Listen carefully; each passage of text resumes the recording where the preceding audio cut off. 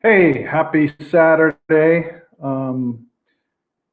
Saturday evening, late evening, wherever you're watching. This is the Jamaica Basketball Project. I'm Rick Turner, head coach and national coordinator for the Jamaica National Team. Thanks for hanging out with us today. Um, when I took on this task of trying to grow the Jamaica Basketball Program, one of the things that I thought was really important to do was to appreciate the history of the program and get to know the people that walked in the shoes of those before us who built the program, and I have a distinct honor to do that this evening. Um, this gentleman currently lives in New York City, which is the epicenter of everything that's going on. So I'm anxious to kind of talk to him a little bit about that. But he also has been, coaching youth basketball and developing basketball players both in Jamaica and in the States for a number of years. And one of the things that makes his story unique is that he grew up in Jamaica and he played within the national program. And I'm going to bring him on right now. His name is Mr. Garfield Richards, and here he is right now. Mr. Richards, Coach Richards, how you doing, buddy? How you doing? Thanks for having me. Good. Yeah, I'm super psyched that you wanted to do this. And I first have to show you this right away and just ask you, who the heck is this kid with the lift and the nice looking jumper? That's old times, college days, Yeah, I like that. That's good form. I bet you're showing that to some of your kids now, aren't you? I hope. Yeah, I really don't show them pictures, I kind of show them on the court, No, show them how to do it. I mean, yeah. You don't care about the old pictures. I know that. Definitely, Yeah. How you making out there in New York? Everything okay? I know it. I'm out here on the West Coast, and when you watch the news, it's pretty grim. But when you're there every day living it, is it a little lighter? Is it as bad as they say on TV? How are you guys holding up out there? Well, everyone is very scared. People are scared. Everyone's lives is affected. Disrupted by this pandemic. So we're trying to do the best we can. What can we do? Yeah, yeah, and I'm sure you got a lot of people you're keeping in contact with in Jamaica, and we've had a few on the live stream over the course of the last week and a half, and I know that they're in a curfew situation, and things are scary down there as well. Are you keeping in touch with people down there? Yeah, my family's still there, so I still talk to them. I think, Jamaican people as a whole can't keep still, So this is this is really affecting them, because you can't tell Jamaican people anything. Once you start put rules and regulation, people get upset, So I know it's really bad there for the Jamaican people. Yeah, but it sounds like they're making it, and they'll get through it. We'll all get through it, and hopefully we see a light at the end of the tunnel here somewhat soon, right? Of course. Jamaica's a God blessed place, so we'll be all right. Well, I want to talk to you a little bit about your upbringing and your basketball history in Jamaica, but I also want to just kind of touch on what you're doing right now because, I kind of scroll through your Facebook profile and I see pictures of you working with kids and coaching kids, and it's obvious that you're making an impact on what you're doing out there. Where are you, in the Bronx, or where exactly are you? Yeah, I'm in the Bronx. Yeah. Yeah. Catch me up. What do you like? Are you doing AAU? You just doing personal workouts or what? Okay, so pretty much I train junior high school, college and professional players. I try to help these kids get ahead, whether it's to the highest level or to college, if that's the highest level they want to reach. So I try to help as best as I can. I train. Right now I have about over 65 female players and about 130 male players that I work with. So on average a day, I average about 60, 65 that I train. Yeah. Cool. Yeah. So you started off, we were talking the other day on the phone. You started off in the program in Jamaica at a pretty young age, didn't you? Yeah, yeah. I mini basketball. I was on the second mini basketball team ever, which is 12 and Yeah. under team. The first year they asked me to play, and I was interested in basketball, so I was like, "Man, go about your business." So Hmm. the second year, I played. I played. I was the captain of the team. Went to Mexico. We got destroyed because we're little and everybody else was big. We're like, this is not 12 and Yeah. under. So Yeah. Yeah. my first, We gotta check some birth certificates here. yeah. I was like, no, you guys can't be 12, but it was a first taste of international basketball for me, and that's when I realized, listen, I really have to step up my game. Yeah. What was Jamaica basketball like back then? Was it accessible to kids? Did a lot of kids play it? You mentioned something a second ago where you said, someone asked you about basketball and you said, no, I'm not, and I've heard that before because, track and field and soccer and cricket or, whatever the other sports that consume the time of kids, basketball wasn't at the top of mind, at least back then. Um, and it sounds like it really wasn't for you either. How did you get involved with it? Well, for basketball, people associate basketball with netball and try to, oh, that's a netball girl sport or whatever. So at the time, basketball was a big. So we all have one location on the play in the national stadium. There's only one location. So even a team from country used to come to Kingston to play. You know what I mean? So Yeah. there's only one location. So all the games play at the national stadium. So it's not like now where you have games play all over the country or the island or high school games playing at different high schools. It was pretty much we'll play at the national stadium. Yeah. So it was just a centralized place and we didn't get a lot of publicity, so it could be the best player in Jamaica. Nobody knows you. Yeah. Nobody knows the It's not basketball. that much different now. Huh? It's not that much different now, is it? There's a lot of kids that kind of play in anonymity. Yeah, well, I see. I don't like. I'm not there, so it's hard for me to make a comment like that because I'm not there. I haven't been there. I left Jamaica in 1993. You know what I'm saying? So it's hard for me to make I come there in the summertime or June once a year, twice a year to do camps. So sometimes I keep my comments to myself because I really don't know what's going on there firsthand. Sure. Yeah. But it just seems like there's so many talented kids down there, and you can speak to it a little bit now because you're going down in the summertime and you're doing camps down there. There's a lot of really talented kids, but there's no eyes to see them, be outside of Jamaica. There's not a lot of people that are getting down there for recruiting visits or whatever, however you want to fashion it. We can help a lot more kids, and like I said, Mhm. I realize that a lot of people that help kids do it for publicity and not for the real reason of helping these kids. So Mhm. people that go there and offer kids scholarships or try to help these kids get them scholarship, they act like it's their God gift to basketball or God gift to these youth and basketball has done so much for us, or help us come out of whatever situation we're in, whether it's poverty or whatever situation we're in, and we help. So we're supposed to, by right, give back, give back what we have without even publicizing or make a big thing out of it.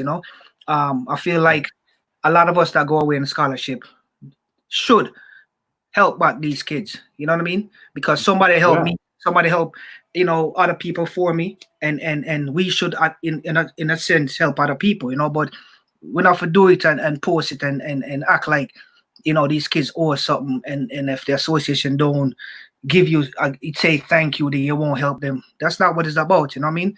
Because Right. back then when we got a scholarship, we didn't have no internet, we didn't have nothing. If you get scholarship based on word of mouth or newspaper clippings, Right. um, the game, we owe the game so much, because a lot of these people that come back to Jamaica and acting up where and show off and thing. The game, without basketball, you want to be where you're supposed to be. So you owe basketball a lot. So you need to shut up and help these kids. Yeah. You know, the game, they don't, Jamaica basketball don't owe you anything, you know? Yeah. So it's interesting when you're a kid, and I've been involved with youth sports as well.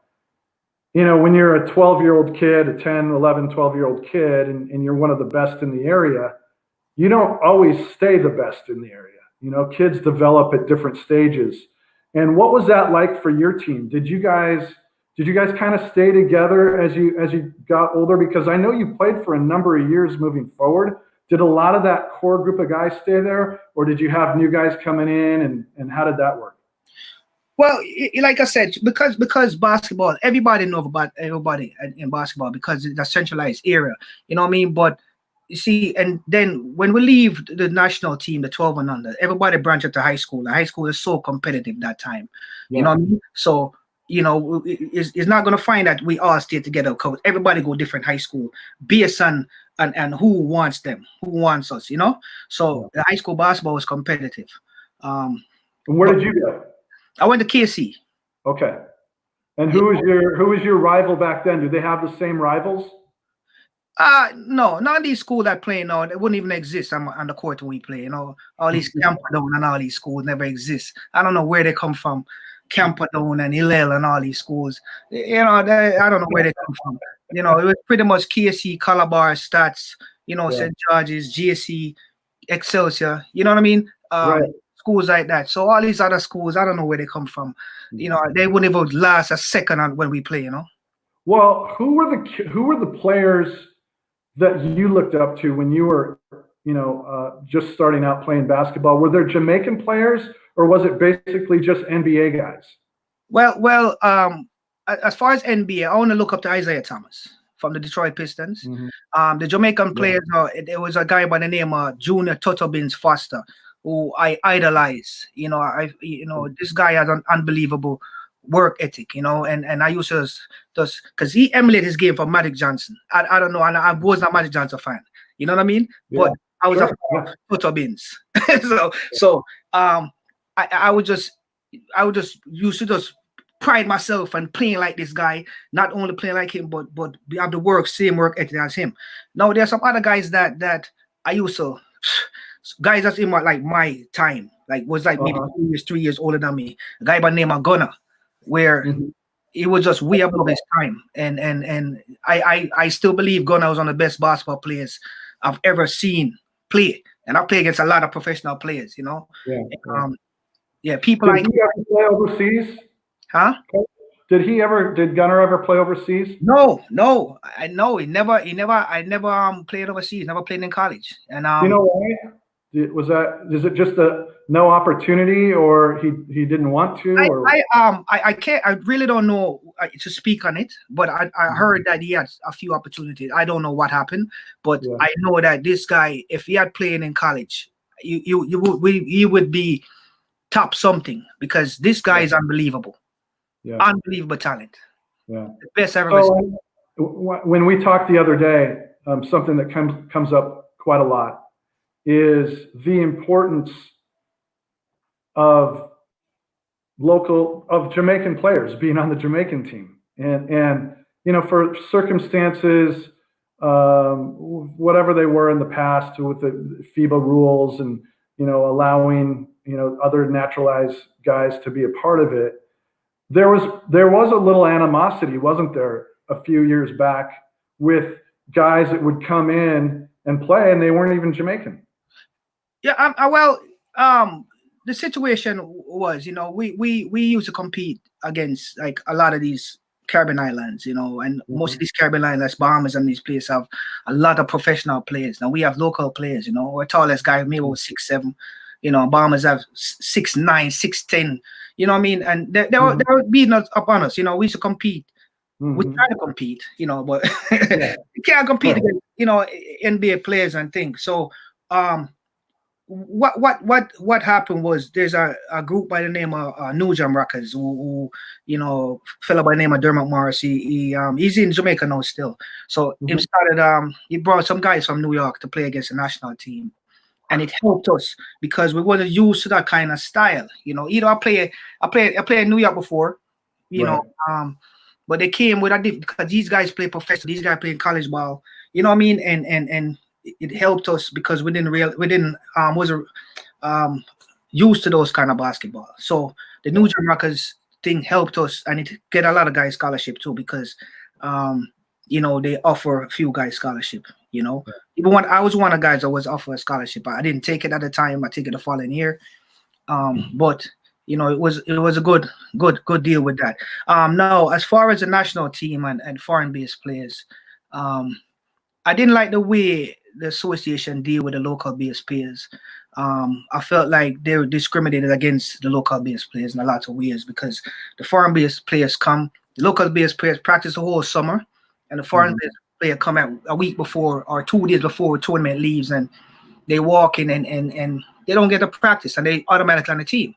I had a problem with that, you know. So I spoke out against it, and the funny thing is, I was a foreign based player too, but the thing was, I used to come home right after I leave school. You know, in my last class in May, I come home and I practice with the pro because that's what I believe. Because I know I played for the national team for years, so I know what it takes to compete at national level. And I spoke out against it. They didn't like it, so they cut me off the team because of that color politics. You know, and it caused a friction with the Jamaican people, the media, and the organization and myself, because I felt like I was the best player in Jamaica at the time, and I don't understand why I was on the team. I've been the national captain since 12 and under 15 and under 19 now, men's unlimited. Right. I coached out the team, you know, and you were the captain. You were the captain. Yeah, I was a captain. Yeah. And they brought some people from overseas, and they know what happened. They know what happened. They know what when they bring people here, what I do to them. Because anybody that stands in front of me, they already know what happened. You know. Well, so you must feel pretty good about the FIBA rule change of only having one kind of foreign naturalized player, you know, on the team. It opens up an entire roster for Jamaican players. No, my thing was the FIBA rule and all that. It doesn't. That's not what the point I'm making. The point I'm making is everyone should have a fair chance. Yeah. You know, if we're gonna sure. We're gonna run 10 laps. The Jamaican based players run 10 laps. The foreign based players should run 10 laps also. You understand? So that's what my problem was. The foreign you're not a better player just because you were exactly foreign. What I'm saying. Exactly what I'm saying. And these foreign based players, they already know what time it is. They already know what I did to them. They can't say nothing to me because I give all of them. They can't. None of them better than me. Not one of them. Yeah. I don't care who it is. Not one of them. And they know. Ask anyone. They know. So. I wasn't acting that way. I know myself that it was better than me, and I felt like we're on the same team. We should all be on the same, you know what I mean, on the same playing field. So that was my issue with the national team, and you know, I was blacklisted from Jamaica for years, you know, because I went on the radio and I spoke my mind. Right. I'm speaking my mind, no, which you're gonna get a lot of what is this guy talking about? Well, hey, but opinions are great, man, right? It's all good. They know what it is. One of the things that I love about listening to you and can really appreciate is the fact that, and I talk about this to players all the time. If you don't walk onto the floor thinking you're the best player on the floor and you're going to give it to every guy out there, then you better find something else to do, right?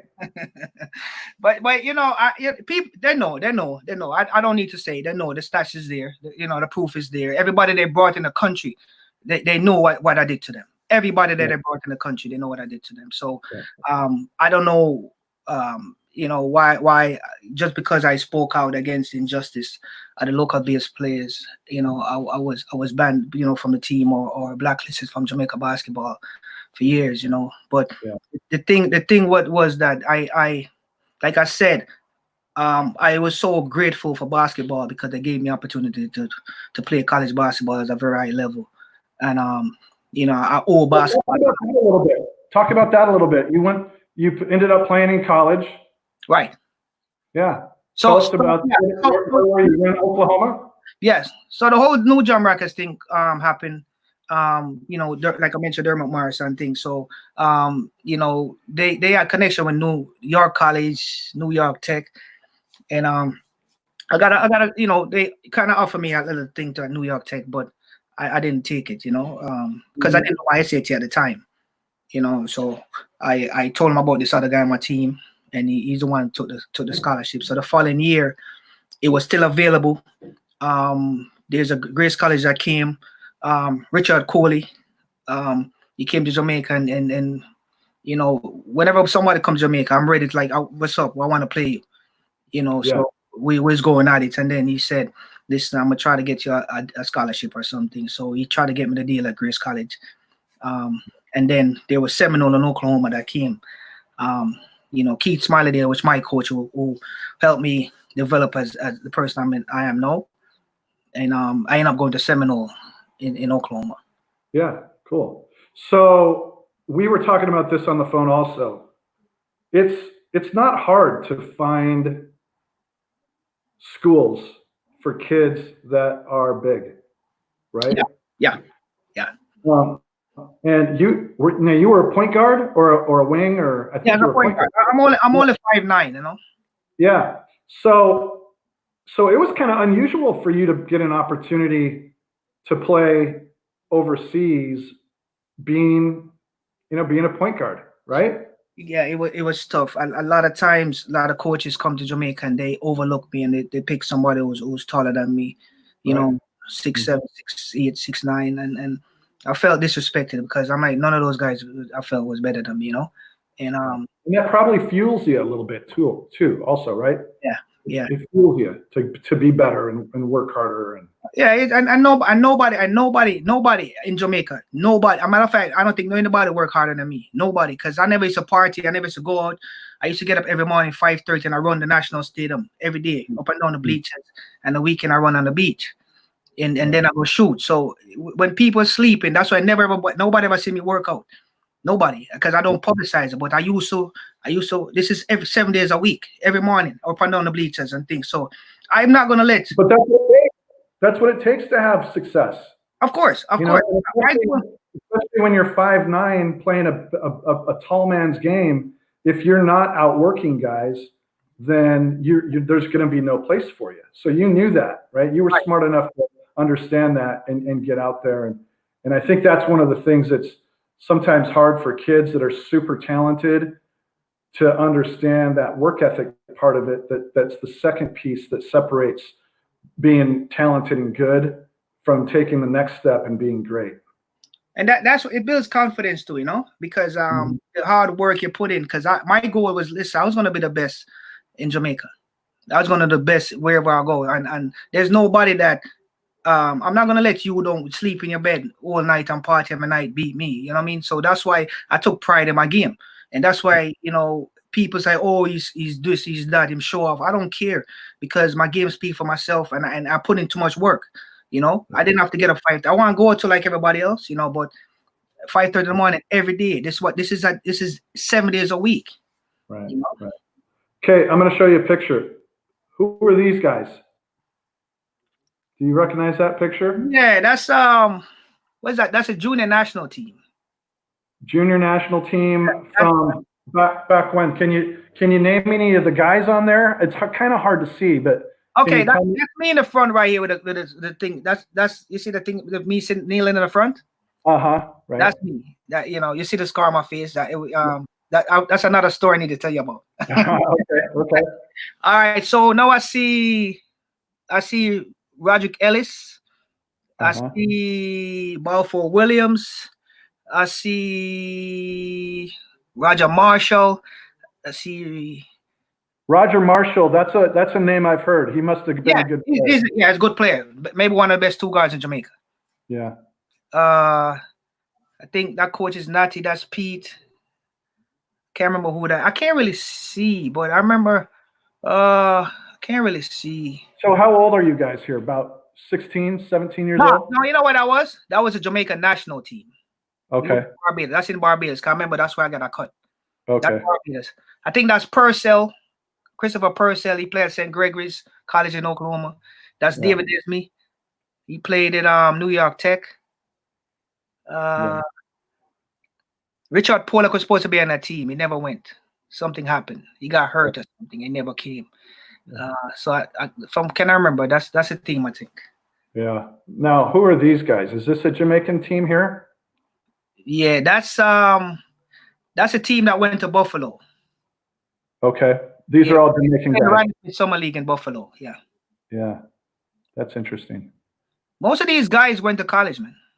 Yeah. What about this? Is this a Yeah, so this is that guy was the Oregon State. It was Oregon State coach at the time. Can't remember. okay.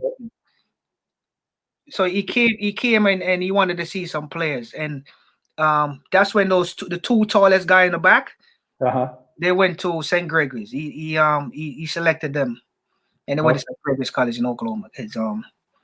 And I think that's the best I ever played in. And the guy overlooked me. So I'm still mad at that. Like, Virgin, you disrespect me. You know what I mean? Like, what is this? Is this the national stadium here? Yeah, national stadium, right. Yeah. So he wanted some players, and we came that Saturday. It was a Saturday morning, early to and we played. You know, and do you remember names of any of these guys? Of course. Tell me who are some. That's me in the yellow. See, that's me in the yellow in the front. Yeah, I see that. That's Roger Marshall. That's Richard Bobby Pollock. Went to Cedarville. That's David Esmond, went to New York Tech. That's Christopher Purcell, went to St. Gregory's. That's Richard Wallace, went to St. Gregory's. That's Ludlow Barker. You know Ludlow Barker. When I go to which one's Ludlow? Right. Christopher, what's his name? Psycho. See, Christopher, can't remember. Christopher Campbell. Okay, cool. What a great picture. That's awesome.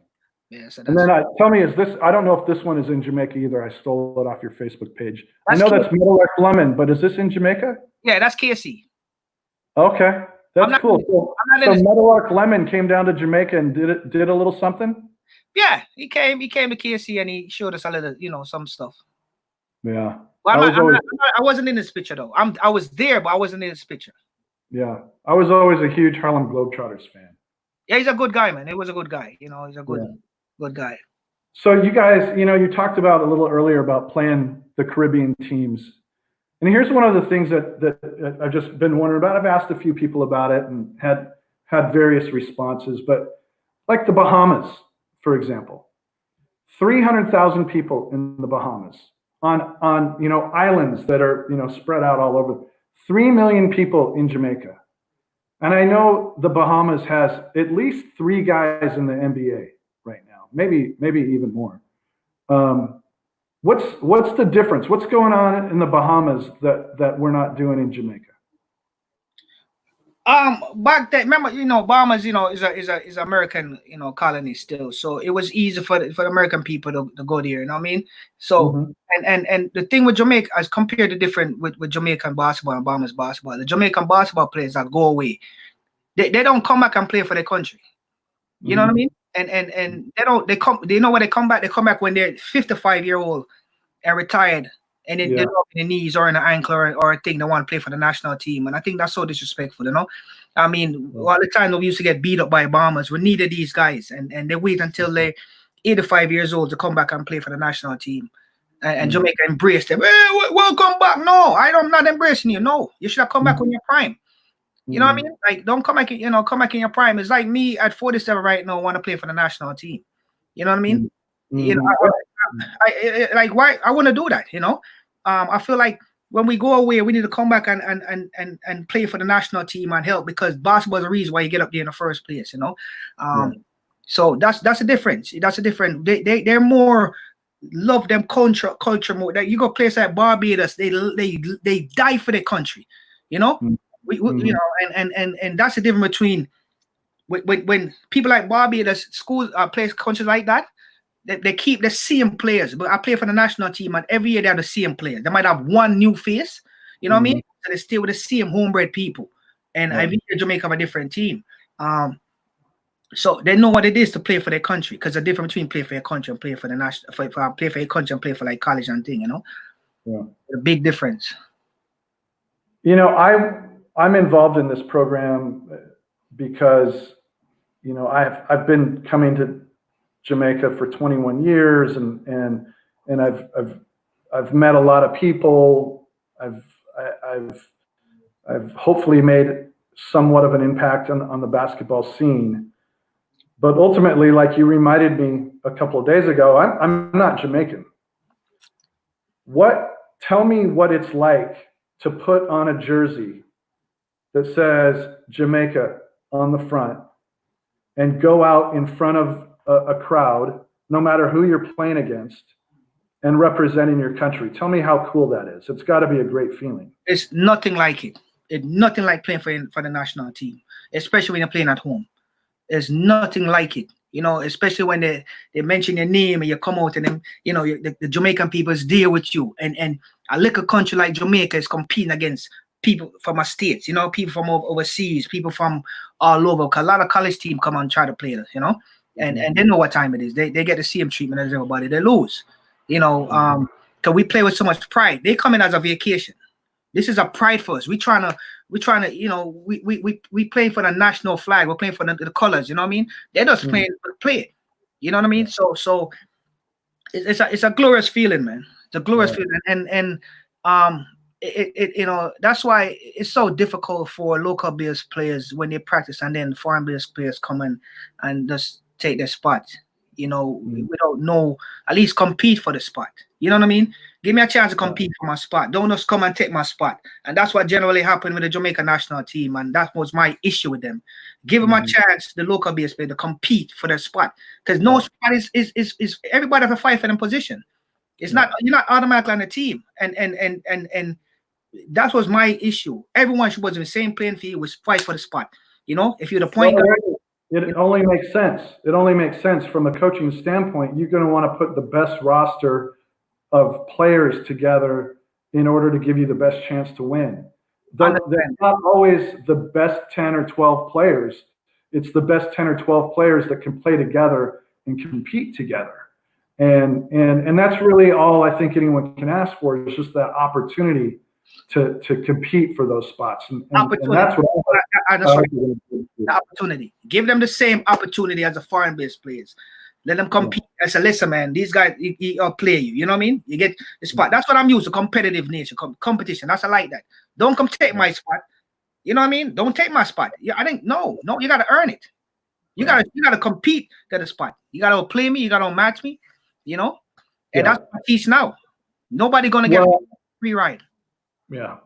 Well, there's a long list of guys that are local Jamaican players that are competing with teams overseas. You know, a lot of guys that are getting paid a nice sum of money, and some of them are barely getting by with it because they love basketball so much, and all of those guys are going to have a chance to compete. But there's also there's really a group of 5 guys, you know, that are on the radar as far as moving forward with the Jamaica program, of guys that really have a chance to play in the NBA.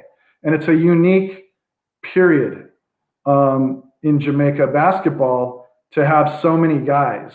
And a couple of them are in your backyard. And, you know, one of them is Warren Williams at Manhattan. And I don't know whether you've ever had a chance to see him play or seen Manhattan play or follow them at all, but he's a sophomore for the team in Manhattan. And then another one is Romaro Gill, who's playing at Seton Hall and just finished up his senior year. He was voted the most improved player in the Big East and just made a huge jump from the player he was his first 2 years, I guess he transferred his first couple of years at Seton Hall to his senior season. He had a great senior season. And from all indications, I haven't had a chance to meet him personally. He seems like a really good guy, a really solid citizen beyond being a really good player. And just kind of wondered if you had a chance to see anything of Romaro Gill and his time at Seton Hall. And I think he started at a junior college and then ended up going to Seton Hall. And it took him a couple of years to sort of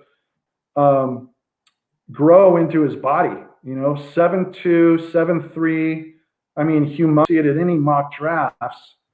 But he's a guy that has Jamaica basketball because beyond Will, there's Nick Richards at Kentucky, Kofi Coburn, who was at Illinois, who I've talked about a number of times on here, Warren Williams at Manhattan, and then a young man named Will Butler at University of Alabama, Birmingham. So it's kind of unique, wouldn't you say, that so many guys are playing at such a high level right now that were born and raised in Jamaica? Yeah, of course, of course.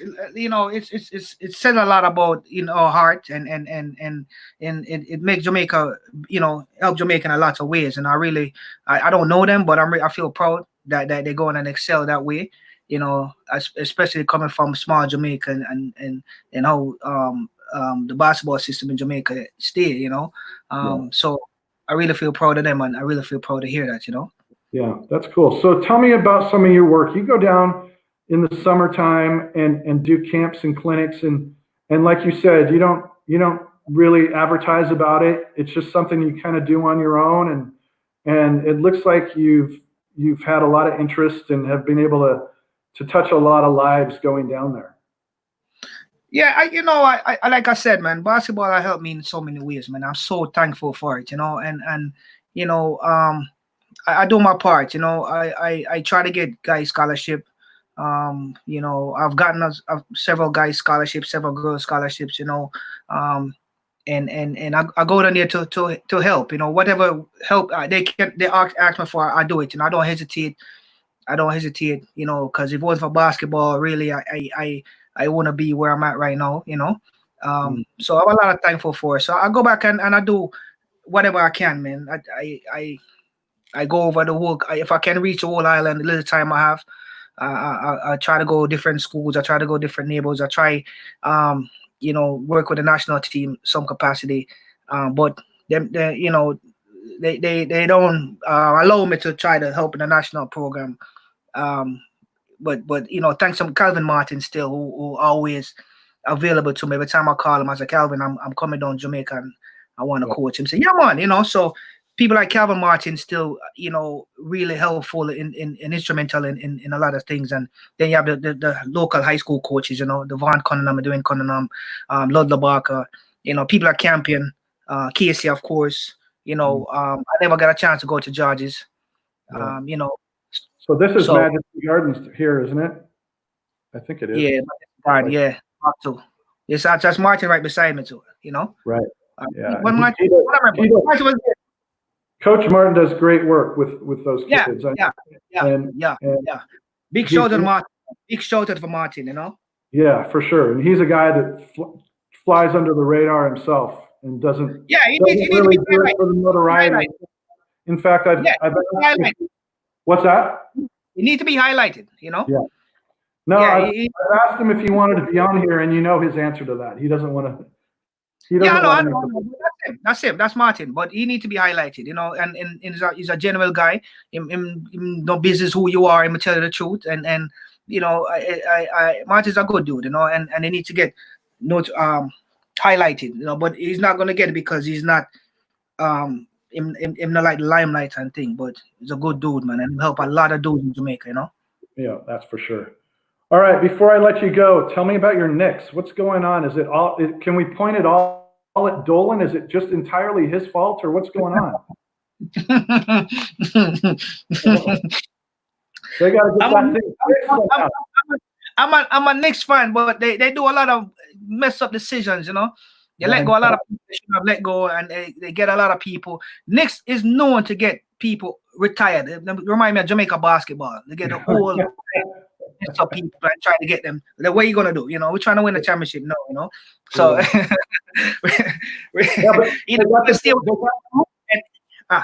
they got the Jamaica connection with RJ Barrett now. He's Jamaican? His dad is. Oh, I didn't know. Yeah. But I'm saying, is either we're gonna stay with a young team and build a young team up, or we're gonna get some veterans and try to win right away. So what are they gonna do? Listen, I'm frustrated all the time with Knicks, man.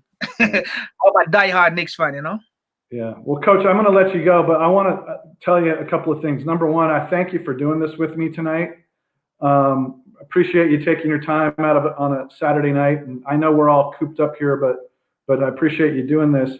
I also want to just say that I appreciate what you've given to Jamaica basketball in the past through the national program and what you continue to do with kids, giving your time and not asking for any limelight, to do it because you care about your country and because you care about kids. And I just want to thank you personally for that, and just hope that you continue doing it and continue being a part of it, and hopefully in the very near future we're able to meet face to face and shake hands and talk hoops and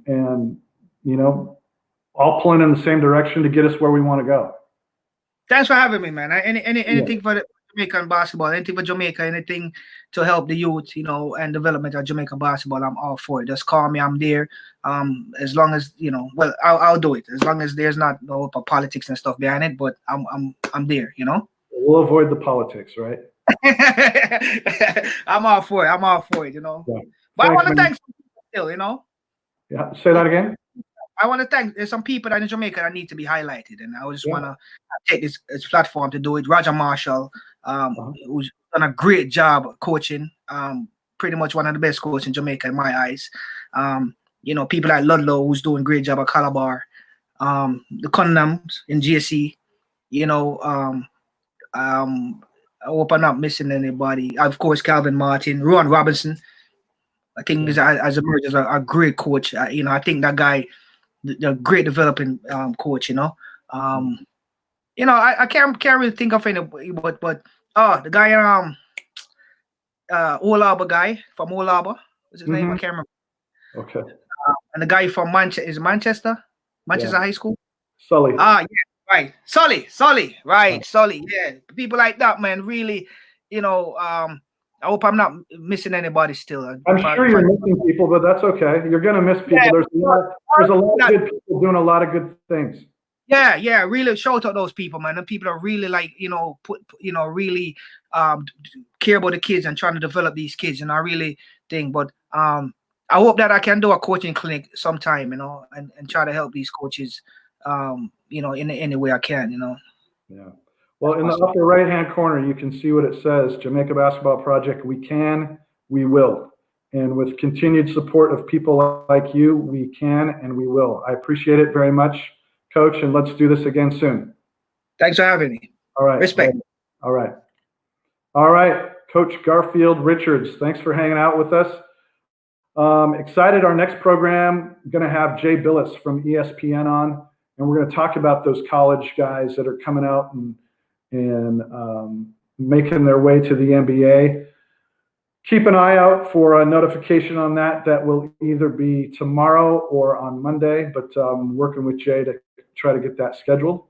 And just appreciate everyone that tunes in both live and on the rerun, and keep doing it, and reach out if you have questions, or if you want to be a part of it in any way, let me know, and we'll keep on keeping on. All right, till next time. Thanks.